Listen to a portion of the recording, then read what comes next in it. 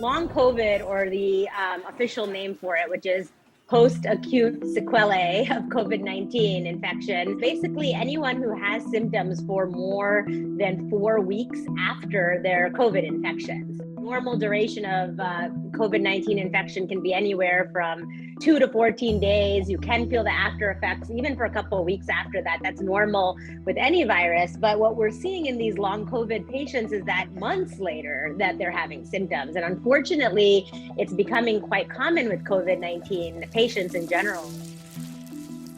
The number of coronavirus cases continues to climb. An NBC News tally confirms the U.S. has surpassed 75 million COVID cases since the start of the pandemic nearly 2 years ago.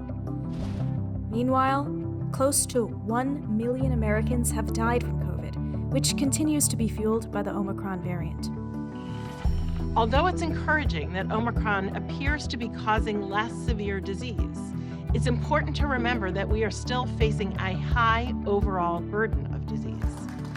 Importantly, milder does not mean mild, and we cannot look past the strain on our health systems and substantial number of deaths. The long COVID can affect so many multiple organ systems.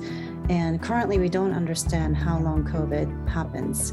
And if we don't understand that, we won't know how to treat these diseases better. So ultimately we want to understand the underlying mechanism of disease so we can come up with a therapy to treat these patients.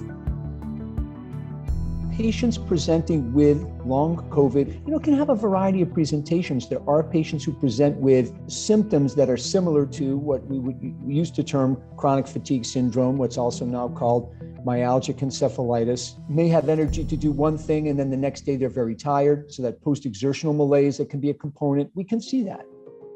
But other patients have different component, cough, whether it be loss, of course, of taste and smell, which is different from a patient with chronic fatigue. So it depends. There can be different presentations. The brain fog, the fatigue, a lot of the neurologic symptoms, shortness of breath, muscle weakness. We were thinking that possibly this could be a condition of inflammation. So, all viruses cause inflammation, all infections do, but then the inflammation eventually goes with the virus.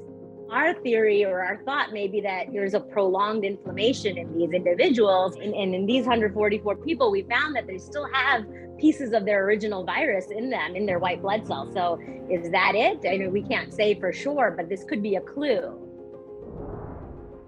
It's one of the biggest questions surrounding the virus. Are certain people more likely to develop long COVID? A new study found 4 factors that could uncover next steps. One of those factors is the level of coronavirus RNA in the blood during the first days of infection. Second is if you have autoantibodies, or antibodies that mistakenly attack your own tissues in the body. Third is the reactivation of Epstein-Barr virus, which is very common in children. Lastly is if you have type 2 diabetes, but experts say this could be just one of many diseases that increase the chances of long COVID. New Jersey's largest healthcare network gives a glimpse of its findings. So approximately 10 to 30% of patients with an acute COVID infection may develop long COVID. That number has fluctuated a little bit, but that seems to be the range. We suggest that perhaps because we're seeing more commonly in middle-aged women, as it may relate to an inflammatory reaction, the fact that middle-aged women may be at higher risk for other forms of autoimmune diseases. Is there a relationship there that we can understand better? And I'm not sure.